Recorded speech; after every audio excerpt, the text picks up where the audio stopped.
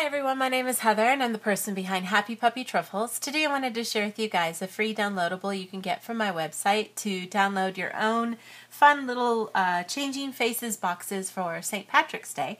There's 3 different color variations, and you guys can certainly mix and match things up. If you want to have a whole gold little dude, then you can print the gold one and mix them up if you like.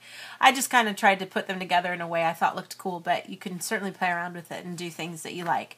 But there's a gold with a dark green and with a green and then a white face. There's a light green with a really dark green clover and a gold face, and then a white background with a light green and then a green face. So they have 4 different face choices. There's the sleepy, the happy, no, is that happy? Yeah, that's happy. Angry, and then I'm going to show you guys how to make the sad one today as we put it all together. So, when we put this together, you can notice right here there's the little face hiding inside a little balloon that's inside of a box. And there's a little clover on the back for fun. And I wasn't sure. I asked my husband and my daughters what they thought, and they couldn't decide which one they liked better. So there's the version here with the clover sliced right in the middle, and then I'll show you the one today where it's kind of kitty corner. So you can kind of choose which one you prefer. And there'll be a link throughout the video for the PDF to download for this when if you'd like to access that and print it at home and make your own for St. Patrick's Day. I almost said Valentine's Day. That's not right. All right, let me go and show you guys what it looks like to start this off. If you print everything out, you should get 2 small sheets that are used for making the box. And then there's actually 2 sheets for the larger balloons so that you can have the choice of all 4 different eyes. I'm only going to be making one, of course, today to kind of show you how things look. So we're going to start off by making the box really quick here. So if you start with the color side facing down, and it's good to just go ahead and fold your paper in half, and then fold it in half again. Then you're going to go ahead and fold these corners towards the center. And you can certainly get an idea here as you're doing the one that has the larger clover picture on it, because you want to try your best to get it to go right through the middle here. And it should line up right, but you can kind of take this as a chance to make sure that it does. And then we'll just put the other corners here towards the center. And depending, of course, on which one you printed, it'll either go straight through like you see here or straight through like so, depending on which one you're doing. Once you've gotten all those 4 corners folded into the center, then I'm going to take the side that has the larger clover, fold it towards the center, and you'll see the QR code exposed when you do this too.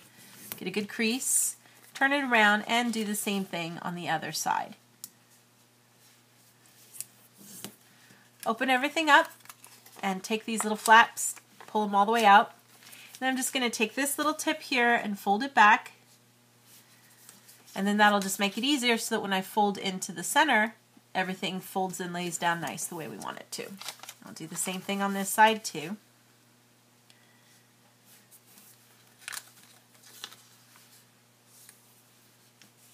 Make sure things line up with these creases that you've got going here too. Then we're just going to go ahead and looking at those 2 sides as the sides of our box. I can then take the side that you see here and use that little diagonal crease to kind of tuck in and pull up the edge so that we can get the side of our box here. And then I can just fold that little flap down inside. Do the same thing on the other side. It should just conceal those QR codes and logos there when you do that. And it gives you a finished box. And then I'm just going to go ahead and do the same thing with the other one here to kind of finish off both boxes, and I'll show you how to put them both together. So when you're finished, you should have these 2 boxes completed. Now they're almost exactly the same, except one has that little tiny one, which is kind of like his tail. I'm going to take that one and pop that part up that has the little small clover on it. We're just going to fold down the flap. This is going to serve as the whole back panel of our box, our hinged box. So that's the bottom part of everything. The other one that doesn't have that is the top. So you can kind of turn it over and imagine this is the front. So this opposite side that has nothing on it is the back. And I'm going to pop that one out. I'm going to use that as a tab. You can take this little flap here and fold it the other way to get it going. What we want to do is I'm going to slide it right in here, keeping this part down, but getting underneath those 2 sides until I get it right into the middle here. And you want it to kind of line up with everything else in the middle. Get these sides folded down over it. And you should be able to kind of pinch everything together to get this coming together to create a nice little hinge box. And when it closes, it should close up to a nice little clover, and there's a little guy on the back there for you to look at too. So that's our finished hinged box. I can put that to the side and then take the other piece of paper to make the balloon that goes inside. Now on this we just want to start with our color side facing down, and we're going to fold it in half into a big triangle here and do that both ways. We're going to start off here with a Waterbomb Base. So I'll get both of those folded. Then with the color side facing up, I can go ahead and fold my paper in half. Turn it around and do the same thing. This will just give us the preliminary creases that will make it a little easier to get to the Waterbomb Base. Look at the color side and find those diagonal creases again. Just fold it in half and push into the center until everything shimmies around and you get a nice little triangle. And you want to make sure you're looking at the sides that has the logo and the QR code. The eyes should be on the inside. We don't want to see those right now. What we're going to do is take each of these flaps and make it so that we don't have to look at the QR code by folding over it like so. I'll do this for both sides. Flip it over, do the same thing over here so that we don't have to look at the logo either. And if I'm going through this a little fast, I'll have a link to show you guys and remind you if you need a little help making a balloon. But you should get something like this with those little flaps up at the top. And I want to take each of these corners and fold it towards the center. And you can kind of imagine a nice little line going straight through here so that you can get this to crease down so that you get an edge that's parallel with the center. And I'm just going to do that for all the sides here. So I could do that for here, the two sides of the front, and flip it over and do it on the back as well.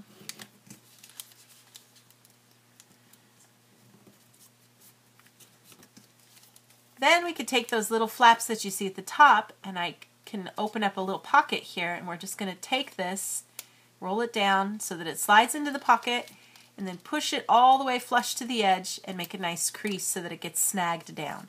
And this is what secures everything so that we can make our balloon when we blow things up. So we do the same thing on this side too. Try to get that in there as far as you can. Flip it over. We're going to do the same thing on this side as well.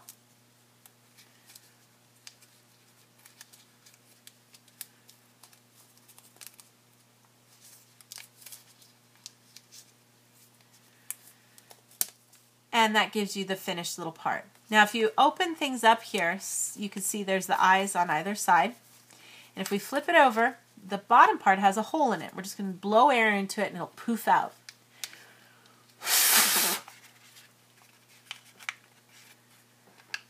And if you need to have a little help, you can either try to blow into it again, or you can kind of poof it around with your fingers until you can kind of sort of add a little crease to the edges. It helps make it fit into the box a little better if it's more of a cube than a balloon ball. But we just want to kind of go around and get this all smoothed out.